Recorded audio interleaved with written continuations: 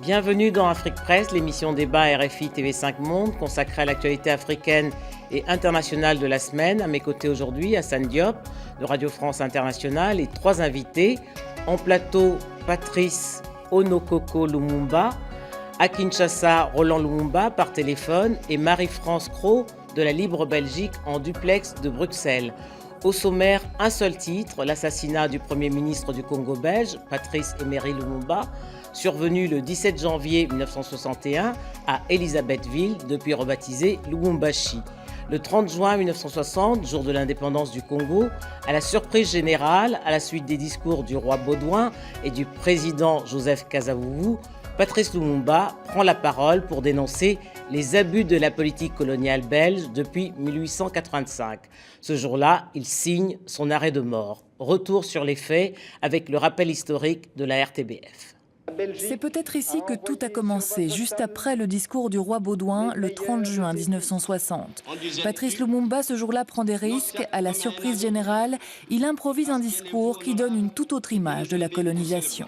Nous avons connu les ironies, les insultes, les coups que nous devions subir matin, midi et soir, parce que nous étions des nègres. Des mots forts, insultants pour certains. Du coup, très vite, le Premier ministre congolais est dans le collimateur des Belges. Et pendant que le pays se divise dans la violence, Lumumba est de plus en plus seul. Les propos du ministre belge aux affaires africaines de l'époque ne laissent d'ailleurs planer aucun doute sur le sort qui attend l'ancien leader indépendantiste. L'objectif principal à poursuivre dans l'intérêt du Congo, du Katanga et de la Belgique est évidemment l'élimination définitive de Lumumba. L'homme est alors traqué, puis arrêté, image forte d'un ancien Premier ministre maltraité sous le regard du colonel Mobutu. Les heures de Lumumba sont comptées, ce n'est pas un secret, mais personne n'intervient. Le 17 janvier 61, Patrice Lumumba et deux de ses partisans sont envoyés au Katanga. Pendant 6 heures, jusqu'à leur descente d'avion, ils seront tabassés. Ils étaient debout, ils étaient sur leurs jambes et sont descendus sur leurs jambes. Bien qu'il y ait quelqu'un qui est, à côté de moi d'ailleurs, qui ait crié « Ne les laissez pas souiller, la terre katangaise, portez-les ». La fin de l'histoire, elle, est des plus sinistres. Patrice Lumumba est exécuté. Ordre est donné de faire disparaître sa dépouille. Ce sera fait dans de l'acide sulfurique. 50 ans après, les témoignages sont toujours aussi choquants. Il fallait d'abord découper les corps à la scie. Nous n'étions pas chirurgiens, nous n'y connaissions rien. Il a fallu d'abord les découper en morceaux maniables avant de les jeter dans une cuve de 200 litres d'acide. Et le reste, nous y avons mis le feu. Lorsque la nouvelle de l'assassinat de Lumumba se répand, des manifestations éclatent un peu partout devant les ambassades belges notamment. Aujourd'hui encore, près de 50 ans après sa mort, Patrice Lumumba reste pour beaucoup la figure qui incarne le mieux l'indépendance du Congo. Roland Lumumba, bonjour, vous êtes le fils de Patrice Emery Lumumba. Depuis votre retour d'Égypte en 1990, vous vivez en RDC. Vous êtes aujourd'hui à la tête d'un mouvement politique lumumbiste. Quel âge aviez-vous à l'époque de cette tragédie et quels souvenirs en avez-vous gardé? À l'époque, j'avais 2 ans et demi. Et le souvenir que je garde, c'est un souvenir d'injustice, c'est un souvenir d'ICV. C'est quelqu'un qui a voulu du bien pour son pays et l'Afrique, et il a été éliminé prématurément. Hassan Diop. Oui, alors on a évoqué effectivement là dans le petit sujet qu'on a vu au début de cette émission que Lumumba avait signé son arrêt de mort en tenant ce discours devant le roi Baudouin et en quelque sorte il avait commis une sorte de crime de lèse-majesté. Mais il me semble que le contexte dans lequel est mort Patrice Lumumba, il y avait également le contexte bien sûr de la guerre froide, c'est-à-dire qu'il n'y avait pas uniquement une décision belge, je pense, à l'éliminer. À mon avis, il y avait aussi le contexte donc de cette guerre froide qui opposait les puissances occidentales et le bloc soviétique. Et puis il y avait aussi l'aspect, bien sûr, des enjeux économiques belges, des enjeux miniers notamment. Souvenons-nous que c'est au Katanga que l'uranium, une partie de l'uranium qui a permis de confectionner la première bombe atomique a été extrait donc de cette région. Et puis, il y avait effectivement le fait que l'on soupçonnait Lumumba d'être un rouge. Bref, ce qui a amené d'ailleurs, et là je vais peut-être m'adresser à ma consoeur belge, à Marie-France Cros, ce qui a amené certains chercheurs belges, je pense notamment à un chercheur congolais et politologue à l'Université libre de Bruxelles, qui s'appelle Jean Omasombo, qui dit que l'assassinat de Lumumba avait été programmé bien avant l'indépendance donc du Congo belge, bien avant ce fameux discours. Est-ce que vous partagez ce point de vue? Je ne suis pas historienne, donc je ne contredirai pas M. Omasombo, qui est un spécialiste de Lumumba sur ce point.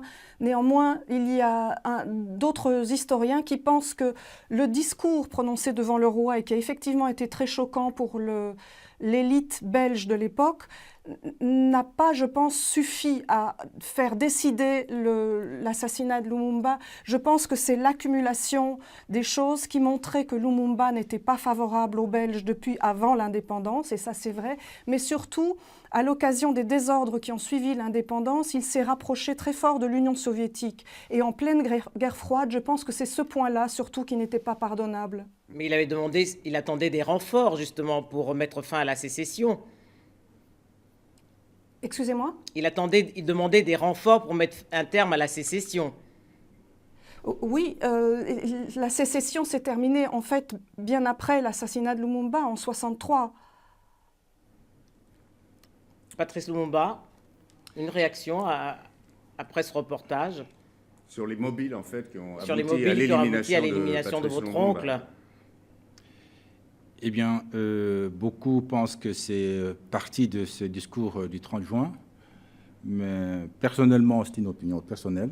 Je pense que c'est une idée qui a été arrêtée bien avant le 30 juin. Et comme venait de le dire Madame Cros, Marie-France Cros, voilà, que ça a été quelque chose, c'est une accumulation des faits, et qu'on lui reprochait le fait de ne pas se soumettre comme tout autre homme politique de son époque à la volonté des colonialistes. Donc c'est ce qui a fait que Lumumba soit emmené à la mort subitement après son discours. Roland Lumumba, votre père aurait-il pu être assassiné sans qu'il y ait des complicités internes au Congo? Mais bien sûr que non. C'est grâce à la complicité interne au Congo qui a pu faciliter sa mort. Ça, c'est quelque chose que nous souhaitons éclairer aussi pour les générations futures. Qui a fait quoi et que ça soit bien établi. Il y a eu des responsabilités belges certaines, mais il y a eu aussi des responsabilités congolaises. Hassan Diop. Absolument. Enfin, en tous les cas, évidemment, là, tous les historiens, y compris les acteurs politiques congolais d'ailleurs, tout le monde est d'accord que Mobutu a été parfaitement complice, je dirais, du transfèrement et puis de la mise à mort ensuite de Patrice Lumumba. On évoque aussi le nom du ministre de l'Intérieur de l'époque, Étienne Tshisekedi, vous me direz si je me trompe ou pas. Or, à ma connaissance, Étienne Tshisekedi ne s'est jamais amendé, n'a jamais fait son mea culpa, car c'est bien lui, semble-t-il, qui avait signé, effectivement, en tant que ministre de l'Intérieur, l'ordre de transfèrement de votre oncle donc, vers le Katanga. Exact. Peut-être pour des raisons pudiques, mais aussi par peur des répressions, surtout de la part des Congolais qui sont encore attachés à Lumumba pour ses idées politiques. Mais il est bien évident que Étienne Tshisekedi a signé, puisqu'aujourd'hui, nous pouvons le voir sur Internet, sa signature, où il dit « Bon, je transfère le crapaud vers vous ». Donc, c'est mon oncle qui désigne des crapauds. Donc, ça, c'est une évidence que Étienne Tshisekedi en est mêlé. Roland Lumumba, comment la famille a-t-elle accueilli la décision du maréchal Mobutu, qui en 1966 fait de votre père un héros national, alors que le 2 décembre 1960, c'est quand même lui qui demande qu'il soit arrêté?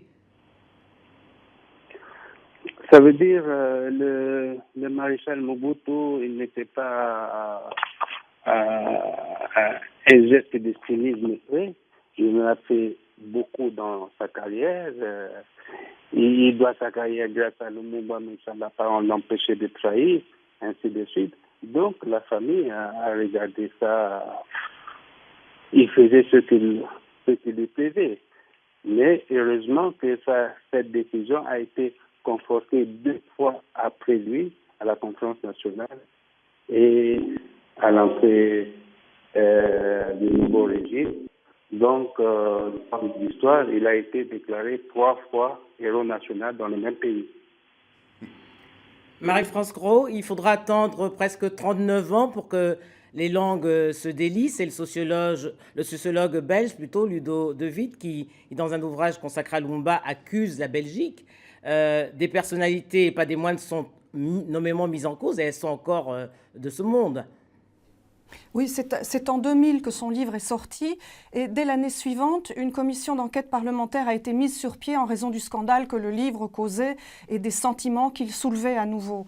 Et la commission parlementaire qui s'est terminée en novembre 2001 a rendu des conclusions dont l'essentiel était que, selon elle, certains membres du gouvernement belge et d'autres Belges avaient une responsabilité morale dans l'assassinat de Lumumba, mais dans le texte, on peut trouver aussi des faits qui permettent de penser que c'est peut-être un peu plus. Par exemple, il disait que le ministre de l'époque des Affaires étrangères et celui des Affaires africaines avaient soutenu le transfert de M. Lumumba au Katanga, où on savait qu'il était détesté, où il risquait quelque chose. Et par ailleurs, le second, c'est-à-dire le ministre des Affaires africaines, M. Dapremont-Linden, avait envoyé un téléx le 6 octobre 1960 où il parlait d'élimination définitive de M. Lumumba. Selon les commissaires de la commission d'enquête, il fallait comprendre élimination définitive comme éviction de M. Lumumba de la scène publique. Toutefois, les mêmes commissaires disaient un peu plus loin qu'on ne pouvait pas exclure totalement une allusion à une liquidation physique. Voilà. Alors, et on sait aujourd'hui, évidemment, que depuis décembre dernier, donc la justice belge a décidé d'ouvrir donc une instruction pour peut-être aboutir à un procès. Je dois constater, et ça c'est une question que je voudrais poser à monsieur Roland Lumumba, quel jugement portez-vous justement sur cette espèce de dynamique que l'on observe en Belgique tendant à aller vers la vérité concernant la mort de votre père? Donc il y a eu cet ouvrage de référence de Ludo De Witt. Ensuite, il y a eu effectivement cette commission parlementaire sous le gouvernement, je crois, du Premier ministre Guy Verhofstadt, donc qui a reconnu, qui a demandé, qui a présenté ses excuses. Bref, et la justice belge qui aujourd'hui donc s'est saisie du dossier sur le plan judiciaire par conséquent. Donc, est-ce que vous estimez qu'aujourd'hui la Belgique finalement a une réaction, a une attitude responsable et que ça vous, j'ai envie de dire que ça vous réconcilie peut-être, si je puis dire, avec la Belgique ou pas? Est-ce que vous êtes véritablement satisfait, je dirais, de ces progrès qui ont été faits finalement vers le besoin de justice, essentiellement en Belgique et non en Afrique, paradoxalement? Bien sûr que nous sommes réconfortés par cette attitude. On ne peut jamais être satisfait de quelqu'un qui a assassiné votre père, mais par rapport à la continuité de l'État, on ne peut qu'être satisfait, raison pour laquelle ça nous a, après l'enquête parlementaire belge, on a dit qu'il faut pousser un peu la connaissance de la vérité jusqu'à porter plainte aux survivants de cet ignoble assassinat en portant plainte vis-à-vis d'eux. Donc, on est plus réconforté par rapport à ce geste qu'on considère positif. Patrice Lumumba, Assane Diop parlait de dynamique du côté de la Belgique, mais du côté des autorités congolaises, on ne sent aucune action qui est mise en œuvre pour que justement cette enquête, les autorités congolaises n'ont jamais réclamé d'enquête. La démarche a été faite par la famille. Absolument. Le pays n'est pas partie civile, d'ailleurs. Hein. Non, la non, RDC n'est pas partie civile. Non, non, que je sache. Et j'aimerais apporter une précision, puisque lorsque Lumumba a réagi le 30 juin, c'était contre les propos du roi Baudouin, qui plébiscitait les bonnes actions de son oncle Léopold II au Congo.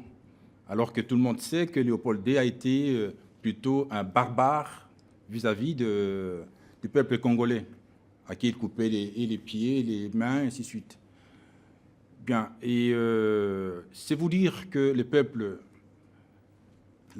belge n'est pas aussi mêlé à cette histoire de l'assassinat de Lumumba.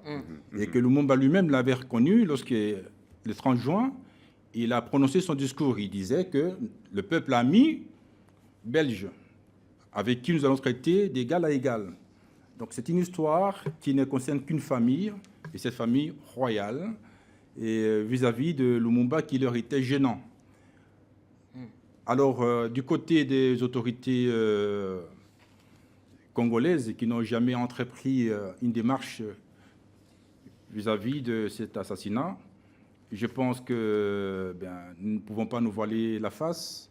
Jusqu'à ce jour, beaucoup des hommes politiques travaillent pour aider ceux qui nous ont colonisés et les Occidentaux à toujours avoir la même mise sur nos pays. Alors, on va aller du côté de Bruxelles et rejoindre Marie-France Cros. Que risquent aujourd'hui les acteurs de cette tragédie, les acteurs survivants belges de cette tragédie, une fois à présent que le procès, l'enquête est ouverte? Que risquent-elles, ces personnalités belges?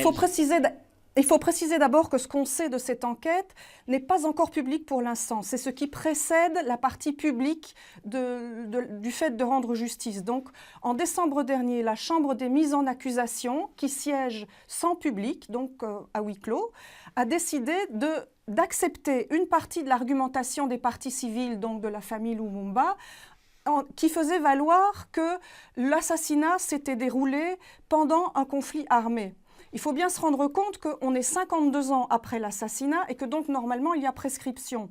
Les avocats veulent trouver un moyen de faire juger les gens qu'ils estiment impliqués dans cet assassinat malgré la prescription, c'est-à-dire le seul moyen, c'est que ce soit considéré comme un crime de guerre qui, lui, n'est pas prescriptible. Seulement, à l'époque, en 1961, les crimes de guerre n'étaient pas considérés comme tels s'il s'agissait d'un conflit interne, mais seulement s'il s'agissait d'un conflit international. Donc, ce qu'a décidé la Chambre des mises en accusation en décembre dernier, c'est d'accepter que c'est un conflit armé et de confier à un juge d'instruction le soin de déterminer si c'est un conflit interne ou international. Alors, l'avocat des parties civiles dit voilà, il y avait des casques bleus. C'est l'argument de l'avocat des parties civiles qui dit pour nous, on en a discuté avec des tas d'avocats pendant un an, d'avocats britanniques, américains, et pour nous, ça ne fait aucun doute, c'était un conflit international puisqu'il y avait les casques bleus. Cela dit, la décision n'est pas encore prise et c'est le juge d'instruction qui va devoir se prononcer là-dessus. C'est là qu'on est maintenant, on attend sa décision. Hassan Diop. Alors, il me semble qu'il y a quand même tout de même des contours politiques, hein, peut-être sur la réticence ou sur les hésitations éventuellement aujourd'hui de Kinshasa à être partie prenante, c'est-à-dire à se porter également partie civile, ce qui, à mon avis, renforcerait peut-être les chances de voir ce procès se tenir. Or, je crois que les enjeux politiques et diplomatiques aujourd'hui qui lient la Belgique à Joseph Kabila, et compte tenu d'ailleurs du contexte politique auquel il est lui-même confronté, laisse penser que, en tout cas pour un certain nombre d'observateurs, que le dossier risque, a peu de chances véritablement un jour d'aboutir. Est-ce que vous partagez ce pessimisme, Patrice Lumumba? Personnellement, non. Parce qu'il y a quand même un adage qui dit que malgré la durée de la nuit, le jour finit par apparaître. Donc un jour, nous saurons la vérité, coûte que coûte. Que les autorités actuelles s'en mêlent ou pas, en tout cas, la vérité surgira un jour et justice sera faite. Roland Lumumba. Oui, qu'est-ce que vous attendez de ce procès, s'il aboutissait, à la fois pour les complices belges, les acteurs belges et les complices congolais?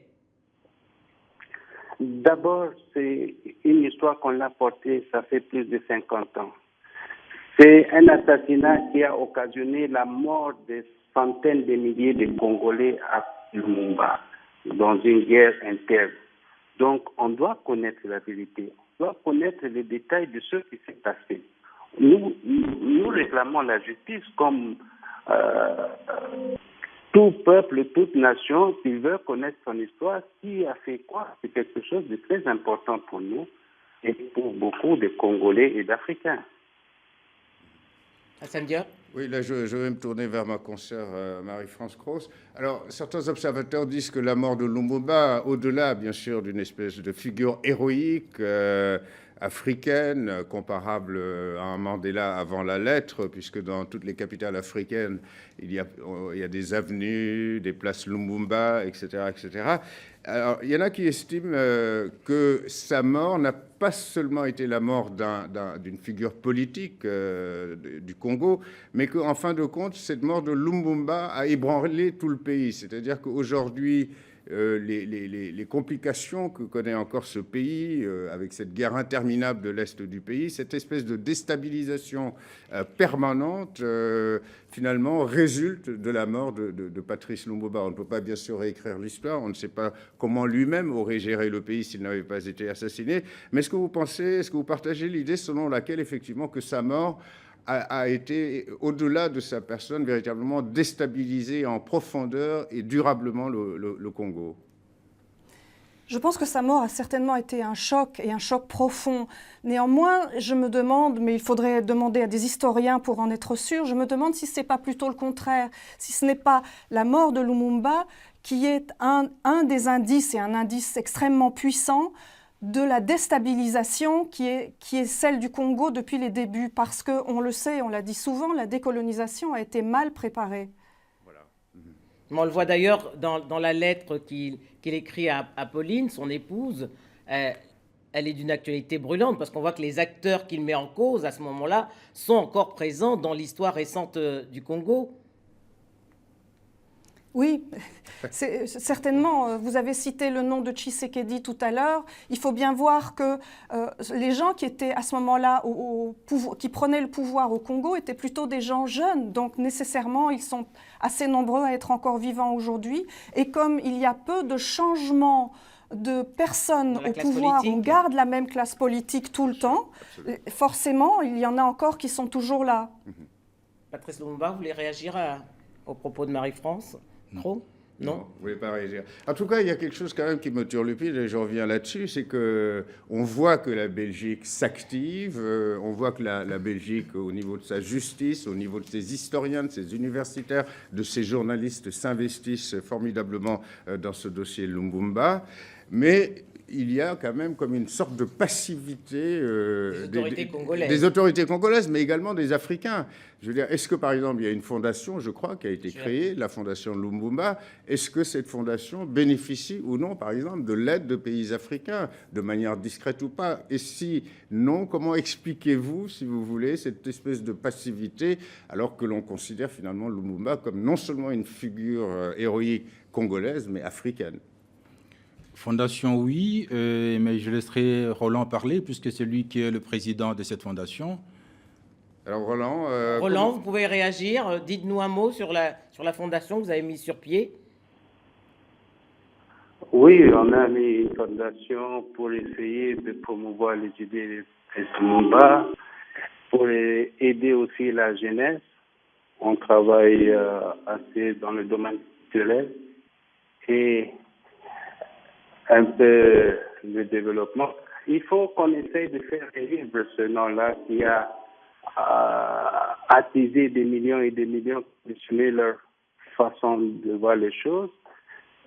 Si la fondation est aidée par des pays africains, ça se fait de temps en temps, mais pas d'une façon assez régulière. Et C'est la fin d'Afrique Presse. Si vous souhaitez replonger dans l'histoire tumultueuse du Congo, je vous invite à lire ce livre de David Van Reybrouck, Congo, une histoire, paru chez Actes Sud. Merci à Hassan Diop de Radio France Internationale, à Roland Lumumba à Kinshasa, à Patrice Onokoko Lumumba à Paris, qui était en studio avec nous, et à Marie-France Cros de la Libre Belgique, qui était en duplex depuis Bruxelles. Vous pouvez revoir l'émission sur les sites de TV5 Monde et de RFI.